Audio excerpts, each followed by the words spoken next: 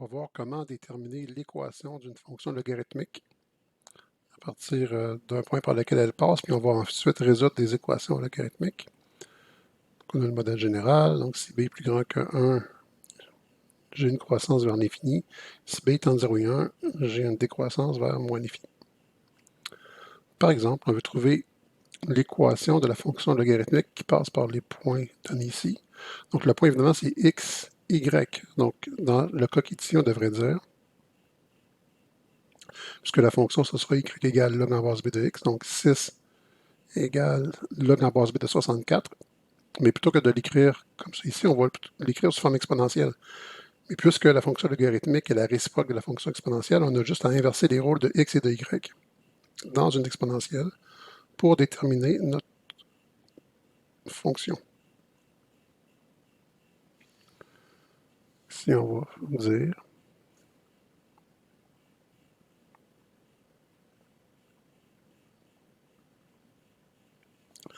alors, je vais avoir y égale b à la x.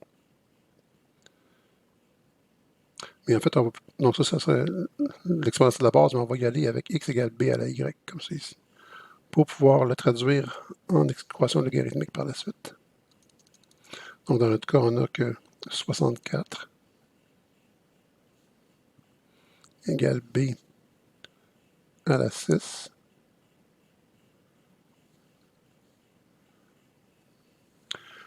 Ça va nous permettre de trouver notre b. Donc, on sait ici que b ne peut pas être négatif. Donc, b va être égal à... Il n'y aura pas de plus ou moins la racine. Donc, ici, la racine sixième de 64. Ce qui va évidemment nous donner comme valeur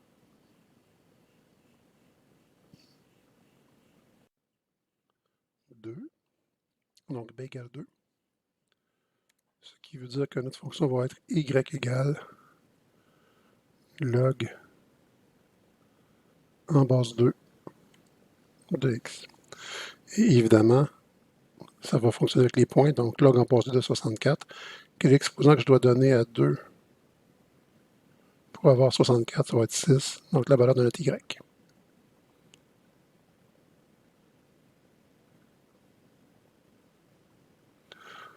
On peut faire la même chose pour chacun des exemples. Donc, si on vient ici,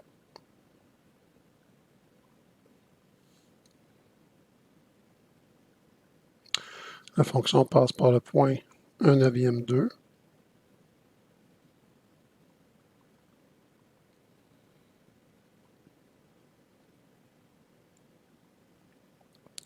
Donc 1 neuvième 2, on va dire que x égale b à la y. On part d'une exponentielle, mais en inversant les coordonnées de notre couple. Donc ici, 1 neuvième égale b à la 2. Ça veut dire que b va être égal à la racine carrée de 1 neuvième, ce qui va nous donner un tiers. Ça va nous permettre d'écrire notre équation logarithmique, y égale log en base b, donc log en base 1 tiers de x.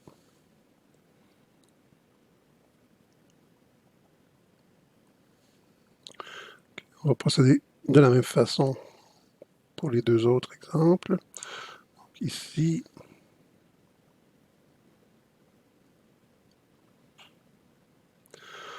on cherche la fonction logarithmique qui passe par le point 216, 3. Donc on va dire x égale b à la y, qui est la réciproque de ma fonction. Donc 216 égale b à la 3. B va être égal à la racine cubique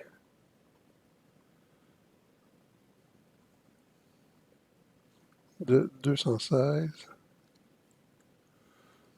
C'est donc dire qu'on va avoir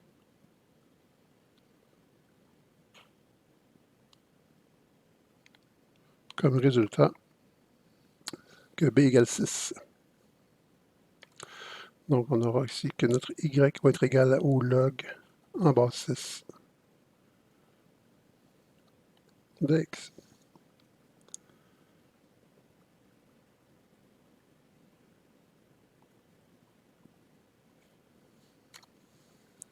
Et finalement, pour ce genre de problème, ici,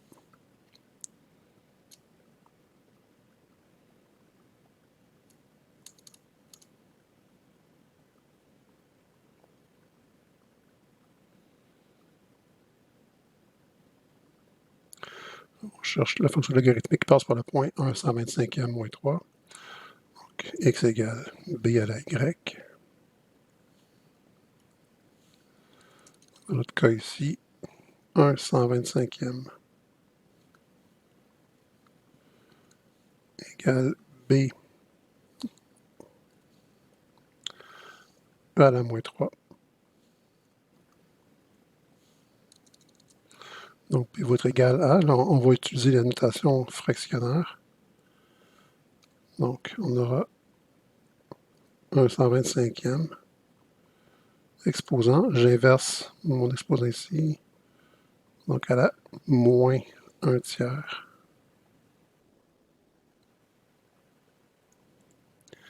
Et si on fait le calcul, on va obtenir 5. Ce qui veut dire que y égale log en base 5 de x.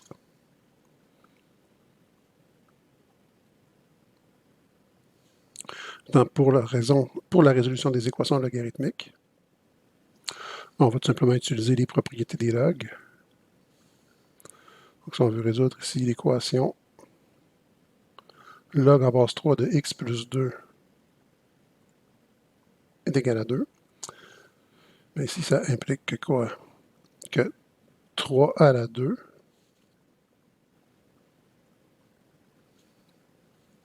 est égal à x plus 2. Ce qui implique que ici, 3 à la 2, 9, moins 2, 7, est égal à x. Et on peut rapidement vérifier si ça a du sens. Mais 7 plus 2, ça fait 9. Et c'est vraiment 3 à la 2 qui est égal à 9, comme c'est ici. Maintenant, pour l'équation en B, on a que x à la 2. Donc, on l'a traduit en forme exponentielle. X à la 2 égale 2x plus 3. Puisqu'on a une équation quadratique, on va envoyer tout à gauche pour le rendre égal à 0. x2 moins 2x moins 3 égale 0. Si on est mal pris, on peut utiliser la formule quadratique. Sinon, on peut se demander si on peut factoriser par somme produit. Donc, on aurait besoin de deux nombres dont la somme est moins 2 et le produit est moins 3. Et on a x moins 3 fois x plus 1, ici, qui va être égal à 0. Ce qui nous donne comme possibilité que x égale 3 ou x égale moins 1. Mais là, ça, ce sont les réponses d'une fonction quadratique, d'une équation quadratique.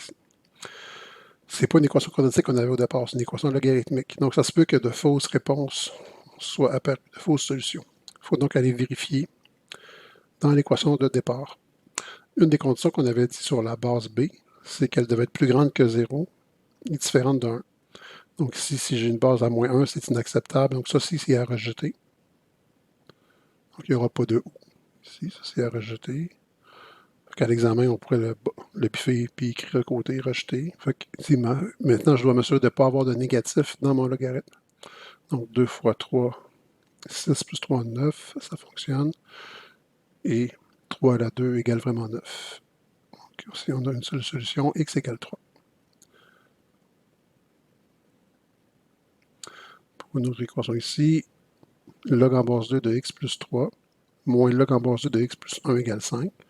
On va commencer par créer un log unique à gauche de l'égalité avec les propriétés qu'on a vues. Donc, log en base 2 de. Ici, j'ai un log avec un signe positif, un avec un signe négatif. Donc, le positif, son argument va aller au numérateur. Et le négatif, son argument va aller au dénominateur. On va voir que ma fraction x plus 3 sur x plus 1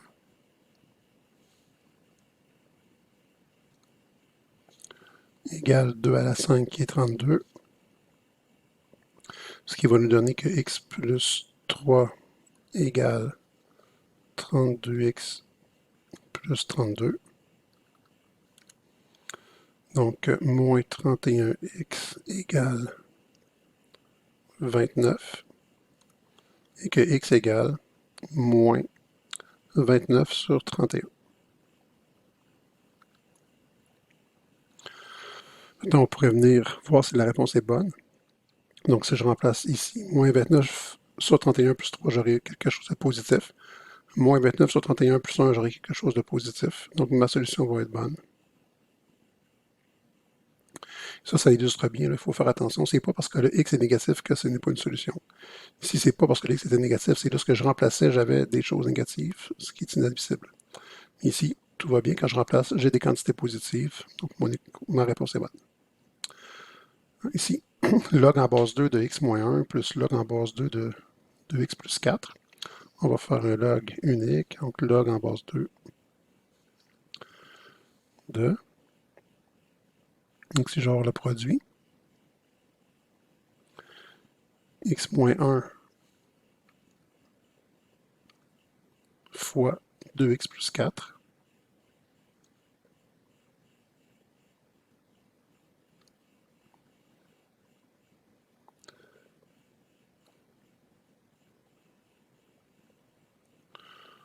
Ici, égale 3.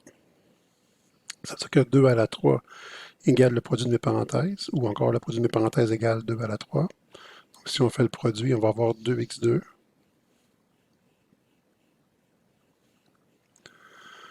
plus 4x moins 2x, donc plus 2x, moins 4, égale 2 à la 3 qui est 8. Donc on n'aura que 2x2 plus 4x. 2x2 plus 2x, moins 12, égale 0.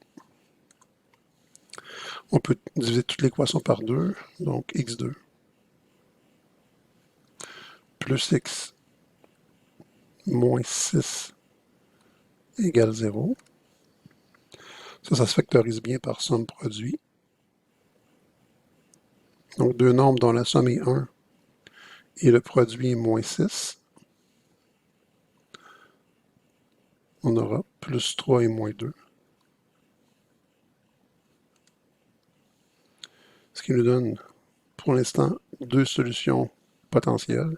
X égale moins 3 ou x égale 2.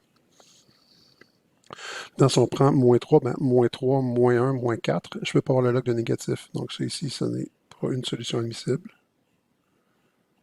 On peut s'en débarrasser. C'est à rejeter. Ici, on remplace par 2. Ça marche ici, c'est positif. Donc x égale 2 est ma seule solution à mon équation. Okay. On est rendu à l'exemple E, le dernier exemple. Si j'ai des logs à gauche et des logs à droite, je pourrais ramener celui de droite à gauche, mais je peux aussi le laisser où il est et faire un log unique du côté gauche. Donc log en base 3 de, puisque mes logs sont positifs, leurs arguments vont se multiplier. On aura donc x plus 2 fois x égale log en base 3 de x plus 1. Puisque j'ai le log en base 3 de quelque chose à gauche égale le log en base 3 de quelque chose à droite, j'ai le même log. Il faut donc que les arguments dans les logs soient les mêmes. On va donc avoir que x2 plus 2x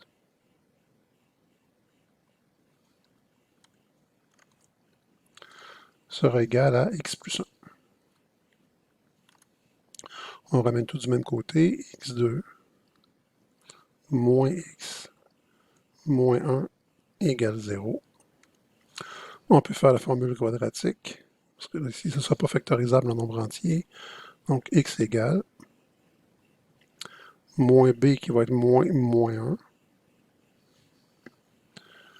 plus ou moins b au carré, qui va être moins 1 au carré, moins 4 fois la valeur de a, qui est 1, fois la valeur de c, qui est moins 1,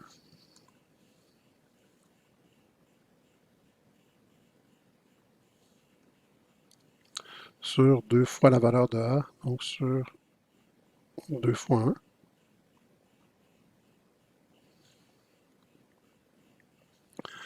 Ce qui nous donnerait potentiellement deux réponses.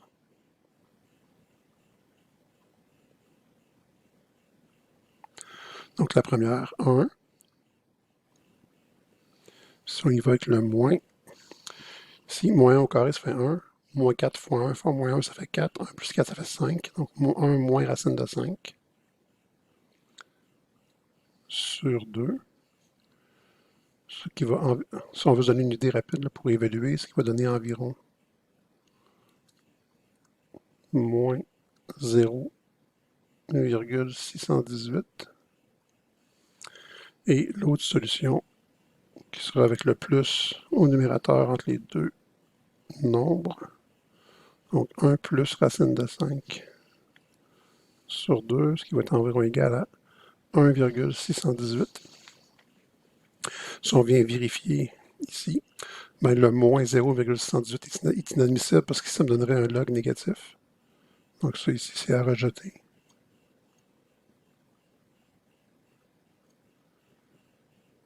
Ce n'est pas une solution admissible. Ici, 1,618, mais si je remplace, je n'ai que des quantités positives, donc ça va et j'ai ma réponse. Donc la réponse exacte à mon équation, c'est 1 plus racine de 5 sur 2.